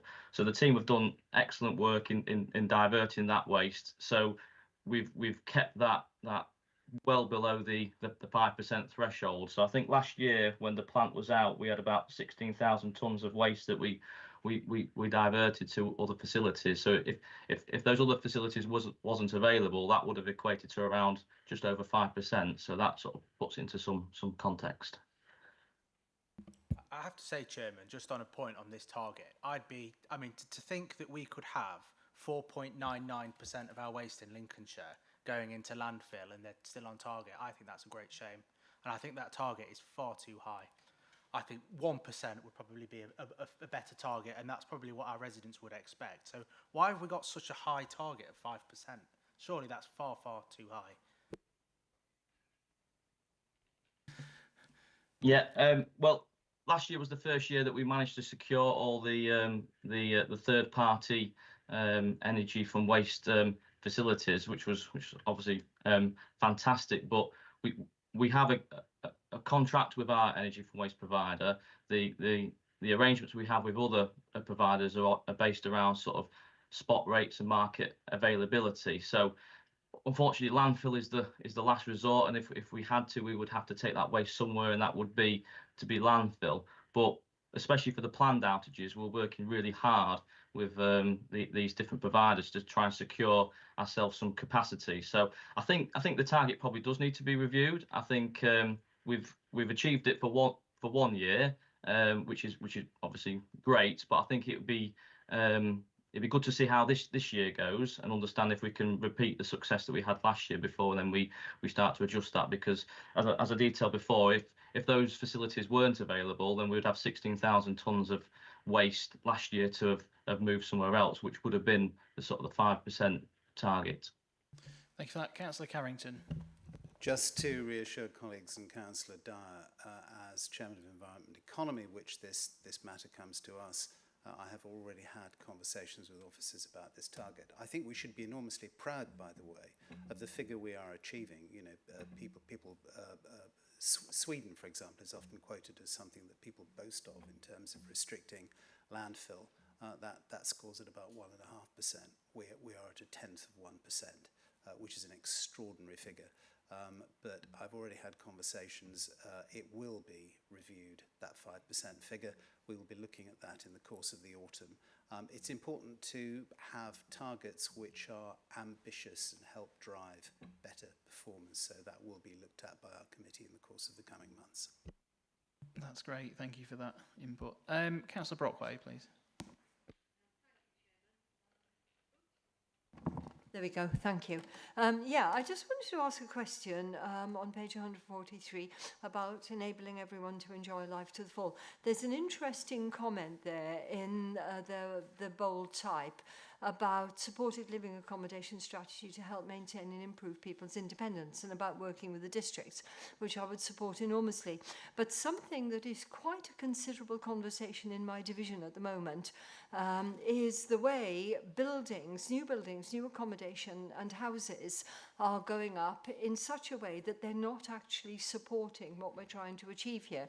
So, for instance, in the family houses, a considerable number of houses are being built in such a way that the rooms are actually too small, and studies are being done on this to show that the rooms are too small for comfortable, lower stress living. It's causing family stress. When it comes to the older people, they've got these groups of bungalows usually, which are built to give people, full access to their accommodation. But then, instead of giving an adjoining car space for people who are still mobile but maybe elderly, they're creating these car parks, which I think they're calling parking courts or something. So I've got residents who are in this special accommodation for older people, and because they have to park so far away from their accommodation, they can no longer get their shopping from the parking court to their bungalows. And it's a ridiculous state of affairs. Had there been a little spot by their bungalows, they would have been able to continue their shopping. So I've raised this at West Lindsey, and I would like it to come into our thinking, please, because with these estates going up in this way, and with these windy roads, which I've raised before, Councillor Carrington might remember that, with your planning experience, we're creating a situation where there's more stress, lowering the independence in this type of accommodation and making it more difficult for people to visit each other, so increasing the potential for isolation. So I'd very much, when it comes to helping everyone to enjoy life to the full, I'd like those aspects of building and planning to come into our thinking, please, not just the districts, because it is a real concern that's now being raised by residents. Thank you. Thank you. On that, Martin Samuels would like to come in, please. Thank you. So the points you make, Councillor, are very good and important points. We really are very conscious that the quality and nature of accommodation and housing that people live in has a very significant impact on their ability to maintain an independent life, on their ability to maintain a good level of well-being. Clearly, responsibility for the the planning process and the design of housing it's a district responsibility rather than a county responsibility. However, the public health team within my directorate is very actively engaged with all of the districts across the county, working very closely with them so that they can really understand what the implications and consequences for people's well-being of housing design are, and so that they can try to influence through the planning process what the design is. Of course, we do have particular responsibilities for people who have care needs, and it's often said quite rightly that every care decision is also a housing decision. Where do people live? What kind of accommodation do they live in? And that's where the work that we're doing around supported housing and extra care comes in, really trying to ensure that there is appropriate housing for people who do have care needs that does support them to have the most independent life they can. But primarily for the general population and the recognition that we have an ageing population across the county, what we're trying to do is to really help districts to understand how they can influence developers, how they can influence the design of new buildings and new estates, so that people are able to have a good independent life. And the kinds of features that you've identified are the sorts of things that we do have the conversations with them about. Thank you for that answer. Councillor Key, please.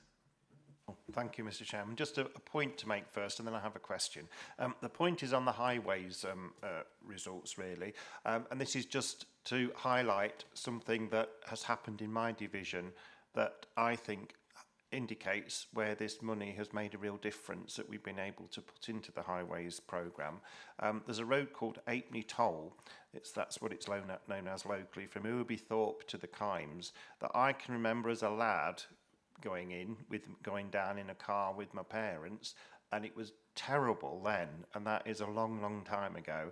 That road has recently been updated by Highways. It's been resurfaced, a huge programme, and it's absolutely fantastic, and that has been needed to be done for decades. So it's just really to highlight how this really can change people's lives in these rural areas. So thank you so much to Highways for doing that. And secondly, on the carers measure, because this is something I always used to question when I was on the adult scrutiny panel, it's the carers supported. Just perhaps Martin might be able to just explain, most of the people that have been supported with what's called a carers conversation. Now that, to me, a conversation can be a few words, or it can be an in-depth conversation. Perhaps he could tell us what that actually means, because this support to carers, I think, is vital. Thank you very much. So if I come in on that, so thank you for the question, Councillor. And the issue about carers is absolutely critical. We are very, very conscious that there are significantly more people providing informal care in the county than there are people who are paid to provide care. I think it's something like 30,000 people across the county are informal carers in some form or another, and their contribution to helping people to maintain a life in their own community is absolutely essential. So the support we provide to carers, it is a statutory duty, a critical part of what we do. What we generally find is that carers themselves rarely need direct support. It is normally activity that is helpful to ensure that the person they are caring for is able to receive additional support. So normally what we find with the engagement with carers, the support with carers, is that we have a conversation, and that should be more than just a few words. So as you say, Councillor, it's not just a here's a website, go and have a look at it. It is a conversation about what their situation is, what the needs of the cared for person are, what the pressures are on the person who is providing the care, and then seeing where they might be able to access more support and more resources from across the system. And as I say, very often this is a question of support being provided for the cared for person, which then takes much of the burden off the individual. So normally the most effective way we can support a carer is through pointing them towards further support and additional resources for the cared for person, as opposed to providing a service to the carer themselves. And that's why a conversation is normally the most effective way of doing that. Thank you. Councillor Carrington, please. Thank you, Chairman. I'd just briefly like to go back to the point raised by Councillor Brockway and indeed commented on by Mr Samuels arising out of paragraph 3.3.2. And I completely agree with Jackie when she draws attention to the importance of planning in ensuring quality of life for our residents. And whilst we are not the local planning authority, that's devolved to the 7 districts or equivalents around the county, we do have a strong role to play. One of them, which is an unsung hero, which I'm part of, is a thing called the Housing, Health and Better Ageing Group. It was previously known as Housing, Health and Care Group. And that brings together the County Council, all the districts, various other entities, and looks at exactly this kind of issue, how we can improve, amongst other things, design to improve the quality of life. And I'd also invite anybody interested in this to tune into the next meeting of the Economy and Environment and Economy Committee, because we will have the draft of this Council's Street Design Guide, which addresses many of the issues to do with, for example, parking and accessibility, plus appearance, on our agenda. And I would actually pay tribute to some other unsung heroes. Within our Highways Directorate, there is a group of highways officers who work very closely and very successfully with local planning authorities across our county, and they can make and do make a very great contribution to the livability of new developments and exactly this kind of thing. As a planner myself, whilst I cannot prejudge any individual planning application, I absolutely loathe parking courts. They tend to be bleak areas, and you're absolutely right, Jackie. They can segregate people who are a little older or a little less able from their motor vehicles, and that has to be wrong. The last government had in place, at an early stage in its life, some national provisions which were really recommendations rather than mandatory for ensuring that when we build new dwellings or indeed commercial premises or institutional premises, they are kind of they themselves will age better. In other words, they will have the flexibility to cope with people who might be 20 or might be 80, who might be very, very fit or might be a little bit less able to move around. You can build that into new buildings, that future flexibility. It would be helpful, and some local plans have provision, including the one which is shared by my area and Jackie's, have some provisions in that regard. It would be helpful if the new government picked that up and went back to it, because I think that would make a long-term improvement, which we could mandate, because developers will always try and cheese pair, a long-term improvement to the quality of the built housing stock. Thank you for those comments.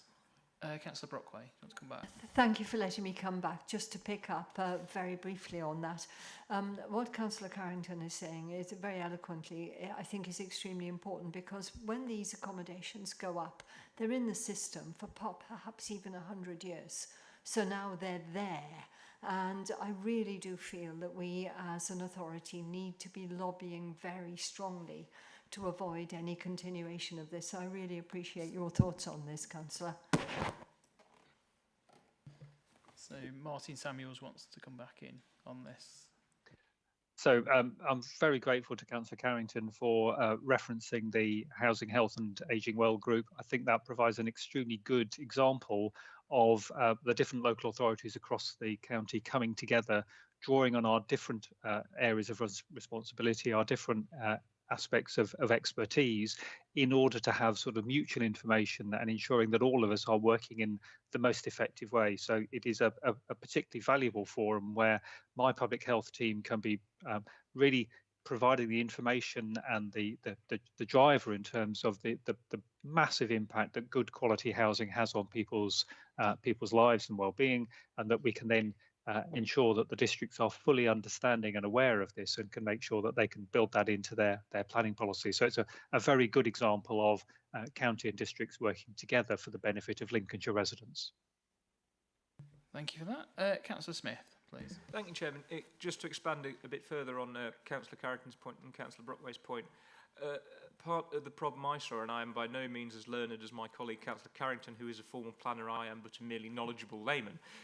Part of the problem I saw, and I still see, sitting on district planning for the last 6 years, is it is easing off now, thankfully, but there was a perception that when somebody reached a certain age, they then, for whatever reason, in planners' minds or developers' minds, they didn't want a car, they didn't need a car. Well, actually, quite on the contrary, as you age, the more you actually need it, because public transport probably isn't a viable option for you because you may have mobility issues, you may have other issues. So actually, rather than, oh, you're 50, you're in housing design for somebody of a certain age, you don't need a car. Actually, they do, and they need a car where they can access it easily and quickly. And as you've said, Councillor Brockway, it's not just for themselves, but it's also having a space for, whether it be they need a carer or just simply someone that wants to come and see them, so they can actually have conversation and they don't become isolationist through poor planning design. When I was on holiday in Scotland, they had recently, these bungalows are fairly new, but in these bungalows, every single house had, and these were for elderly people, every single house had one space for the person who was living there and a space for somebody who needed to come and see them. And that is what we need to do. We need to get away, we need to make sure developers get away from this, oh, you're in this type of accommodation, so you don't need a vehicle. In the modern world, everybody needs a vehicle because especially in Lincolnshire, because there are parts of Lincolnshire, public transport is not an option. And we need to, and we've started that at West Lindsey because we've put local parking standards in, which is a must, but it took longer than it should have done, but they're there. Things are going in the right direction. But as you said, Councillor Carrington, I think we need to start mandating certain things, because if you don't mandate things, developers will find an excuse, usually on viability grounds, to go, oh, I'm ever so sorry, sir, or madam, I can't do that. Well, actually, you could, you just don't want to. And I think it's something that the CLLP team will have to, and us at district level, have to take away. And also be a bit brave as councillors, because there are times you sit there and you think, oh, I'd love to refuse whatever the application might be on X ground, but you sort of sit there and worry, am I going to have costs awarded? And actually that's when we're there as a council sometimes to go to be, this is a risk, but actually that's why I'm here, because the officer can't take that risk, but I can. And so it's about us as councillors who are dual-hatted, who sit on these authorities, also being brave and willing to take those risks, which is what we're there for. Thank you for that. I have no further speakers on this. Thank you for the report. So I will move that the board supports the recommendations to the executive as detailed on page 139 of the report.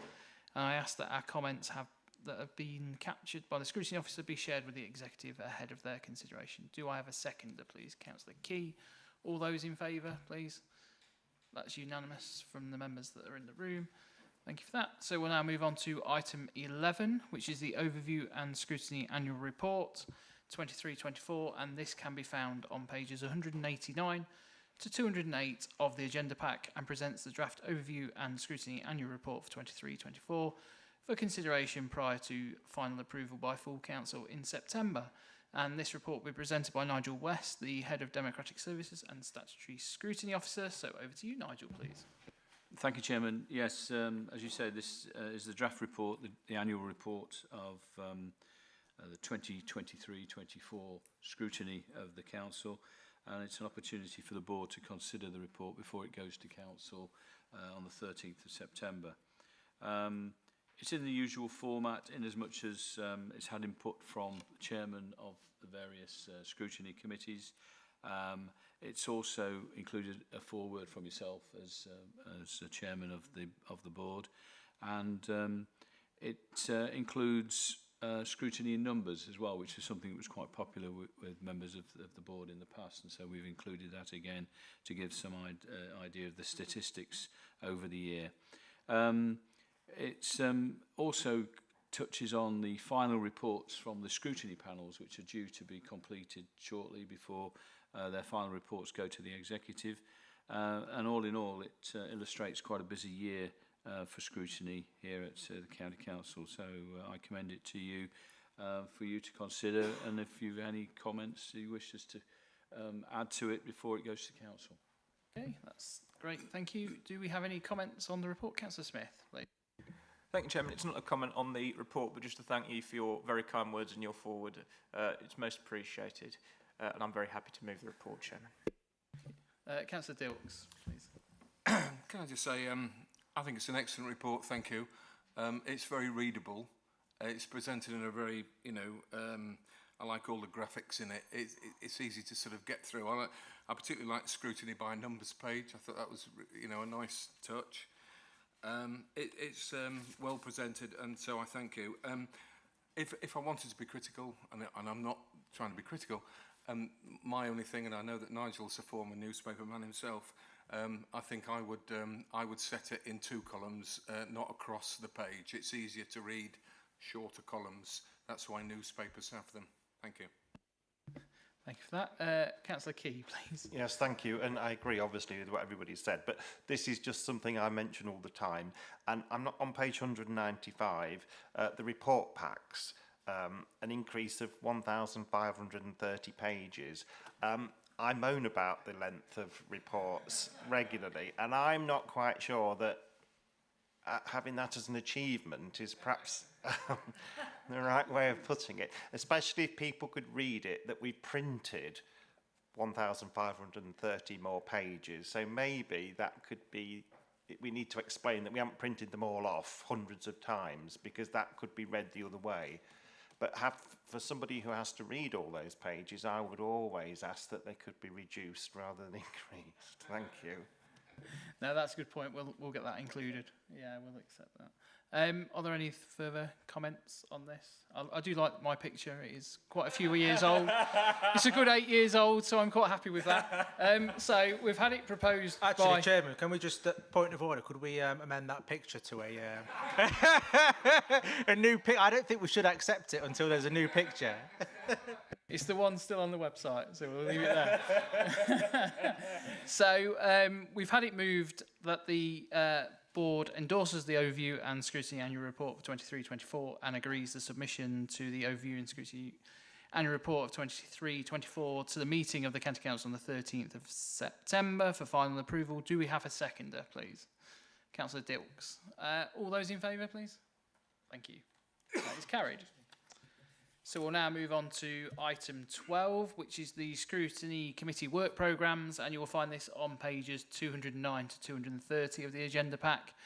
This board's primary responsibility is to oversee the work programmes of other scrutiny committees and ensuring satisfaction with each committee's overall work programme and planned activities rather than engaging in detailed discussions on specific items. The report provides us with an update on the activity undertaken by the Environment and Economy Scrutiny Committee and the Highways and Transport Scrutiny Committee. So I will hand this first one over to the Chairman of the Environment and Economy Scrutiny Committee, Councillor Ian Carrington, please. Thank you very much, Chairman. Can I just say that I think your policy on photographs and not being too recent demonstrates enormous wisdom in the chair. It's certainly a policy that I share. Moving on, since our last update, our committee has met several times to discuss a range of important matters. I'll provide a brief summary of the outcomes of each meeting held since our last report. During our April meeting, the committee considered the proposal for the East Coast Wetlands scheme known as the East Coast Flyway to be included on a tentative list for World Heritage Site recognition. For those who are wondering what a flyway is, it kind of does what it says on the tin. The report was led by the Royal Society for the Protection of Birds, and it highlighted the significant biodiversity on the East Coast Flyway and the potential benefits of World Heritage status for Lincolnshire's ecotourism and infrastructure. Members did discuss concerns regarding the potential impacts of, for example, flight training areas and some kinds of infrastructure on migratory birds, and also the need for adequate tourism infrastructure if the bid is successful. The committee expressed strong support for developing existing green tourism projects to accommodate any anticipated increase in visitors. And at the same meeting, Chairman, the committee received an update on the Council's ongoing efforts to boost Lincolnshire's visitor economy, with a particular focus on digital strategies and themed tourism, such as church tourism and family day trips. There were some issues raised regarding the accessibility of training for micro-business owners and the alignment of product development priorities with the website strategy. The committee strongly acknowledged the success of these initiatives and noticed an almost 20% click-through rate to bookings from the Visit Lincolnshire website, which is administered by this council, significantly higher than the national average. In our meeting in May, 28th of May 2024, the committee reviewed a pre-decision report on updating the Lincolnshire Minerals and Waste Local Plan. And the committee actually recommended deferring the decision until all relevant data was presented to ensure transparency. The committee's feedback was then passed on to the executive for further consideration and led to the executive deferring the decision until those requirements were satisfied. The item then returned to the committee later in July, and based on the updated position and information provided, we were pleased to support its recommendation to the Executive Board. In the same meeting, we reviewed the performance of the Council's business centres and economic development portfolio. Members were pleased with the high tenant satisfaction rates and unique support features available to businesses. However, some concerns were raised regarding the financial sustainability of these centres, with an emphasis on the need to ensure revenue neutrality and the importance of devolution opportunities and equitable distribution of facilities across the county. And we've been discussing that earlier in this meeting, was also discussed at that meeting. Lastly, in our July 24 meeting, the committee received a report on the success of the Adult Skills and Family Learning Service for the 23-24 academic year, and the discussion focused very much on the allocation and management of funding, particularly the successful Multiply programme. Some concerns were raised about the impending end of Multiply funding in March 25, with members requesting an update on future funding arrangements, and we look forward to receiving those. The committee commended the efforts to engage vulnerable groups and improve their access to learning opportunities, noting the positive outcomes achieved by participants. I mentioned the phrase unsung heroes in an earlier item on our agenda, Chairman, and I think many of the things this council does aren't necessarily fully understood, and that work that we do in helping to train young people and therefore give people better lives going forward is of enormous importance and deserves wider recognition. Looking ahead, our next meeting is on the 10th of September. That will include some significant discussions on the Council's response to the new government's consultation on the National Planning Policy Framework. We've been talking about planning a little earlier on. We'll also be looking at something else I've mentioned, the development of a new street design code by the Highways Development Management Team, and our quarterly service level performance reporting for the economy, flooding and waste sectors. There are one or two other significant items under current discussion which may also appear on the agenda. Chairman, that concludes my update. I'm happy to take any questions from colleagues if they have any. Thank you for that update. We'll move over to Highways and Transport Scrutiny Committee. Councillor Alex Hall couldn't be here today, so Chiara is going to present on his behalf, and then we'll take any questions if there are any. Thank you. Thank you very much, Mr. Chairman. It is my absolute privilege and pleasure to be addressing the board today. I will take the report as read, and the report from Appendix B from page 221 onwards outlines our work since our last meeting, including future agendas and up to December 2024 and beyond. However, I would like to provide a little bit more detail reflection on the key items that we've considered in meetings since the last update to this board. Firstly, at the meeting on the 29th of April 2024, the committee reviewed the bus service improvement plan for Lincolnshire. This was a pre-decision report, and the committee supported the plan, noting its alignment with strategic transportation goals. However, the committee also shared some concerns about adequacy of service improvements to meet the increasing public demand, which were duly communicated to the Executive Council making a decision on this. In the same meeting, the committee considered the North Willingham Highways depot replacement of vehicle store, and after a very comprehensive discussion, the committee recommended the report for approval by the leader of the council and the Executive Councillor for People Management, Legal and Corporate Property. The committee emphasised the importance of ensuring that the new facilities meet future operational demands, and this point was also relayed to the Executive Councillors. Final significant item on this committee meeting was the Road Safety Partnership Annual Report, which highlighted key trends in fatal and serious injury casualty figures across Lincolnshire. The committee expressed particular interest in receiving more detailed data on convictions related to highway deaths, especially involving drink and drunk driving, and that will be in our future reports. We also discussed the challenges in engaging with older population, noting high risk associated with this group. And the committee was also pleased that ongoing updates to speed cameras and targeted awareness campaigns were in progress, but they also acknowledged the need for further improvements in school parking safety. Moving on to the meeting of the committee on the 10th of June, the committee considered the Lincoln Town Steel Sinselbank Rejuvenation Project, and the project was recommended for approval again to the leader and the Executive Council of Highways, Transport and IT. The committee recognised the project's potential to revitalise the area, but also stressed the importance of ensuring effective public engagement, particularly given the diverse community profile in the area. In addition, the committee received an update on Lincolnshire's rail recovery and strategic role in providing connectivity, supporting our economies and our economy and our communities. The discussion was mainly focused around timetable changes, service improvement and strategic planning required for future infrastructure needs. The committee welcomed the ongoing improvements, yet highlighted concerns regarding service provision to smaller towns and rural areas, which still require careful monitoring. We also reviewed the Highways Performance Report for Q4 in 2023 and 2024.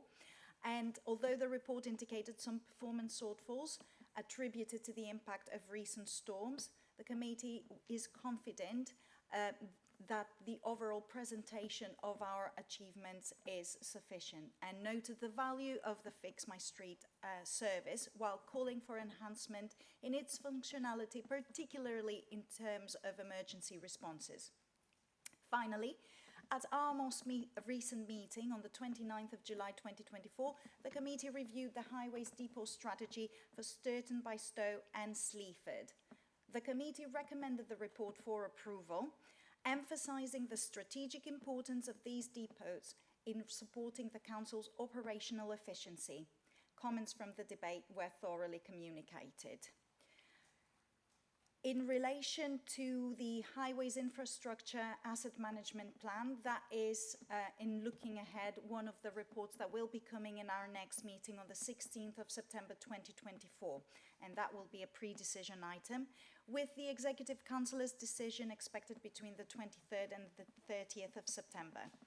Additionally, at that meeting, we will receive and consider a report from Scrutiny Panel B in relation to the review of traffic management policy for Lincolnshire, which is an output of their deliberations. We will also receive an update on the collaboration with Anglian Water regarding improvements to streetworks, and we will have the Q1 performance indicators reported, focusing on the Tier 2 service level performance measures within the remit of the Highways and Transport Scrutiny Committee. In conclusion, the summary reflects the diligent work and thoughtful deliberation of the committee over the past few months. We remain confident in the ability of the committee to maintain a balanced and proactive approach to issues at hand. I would like to also point a minor correction in terms of item 2, which appears under the agenda for September. And the item is Streets Design Code, and that is listed on page 227. This was mistakenly included in this agenda, as we've heard a little bit earlier by Councillor Carrington. This is an item for the agenda of Environment and Economy Scrutiny Committee in September. Additionally, item 6 of the same agenda, titled Major Work Schemes Report, has been deferred to the next meeting, as we have received a very comprehensive update at the previous session, and it would be redundant to bring it back so quickly. And this concludes the update to the members of this board, Mr. Chairman. Thank you very much. I'm happy to relay any questions to the Chairman. Thank you. Thank you for that. Do we have any questions to either presenter? No. So I would like to thank both the presenters for their detailed reports, and I move that the board's satisfaction of the work undertaken be recorded and the board endorse the work programmes as have been developed to date. Raise your hand if you agree. That's great, thank you, unanimous. So we'll now move on to item 13, which is the information only, and this is our own work programme, so the Overview and Scrutiny Management Board work programme, and this is report is on pages 231 to 240 of the pack, and provides an overview of the contents of our own work programme. We do not normally debate this item, and our action is to note the contents. However, there are a couple of changes that Chiara is going to report to us today. Please. Thank you very much, Mr. Chairman. So the two changes are pertinent to the meeting on the 26th of September 2024, and that is the addition of the transport transformation program update, which is going to be focused this time on property rationalization, and that is a scrutiny report and a program update. Further, in our October 31st meeting, we will have the infrastructure funding statement for 2023-2024, and that will be part of our pre-decision scrutiny with a leader decision to be announced in terms of the date range, but it will be within December 2024. And that concludes the update. Thank you. That's great, thank you. So with those two amendments, I will move that the report be noted. Can you raise your hand if you agree, please?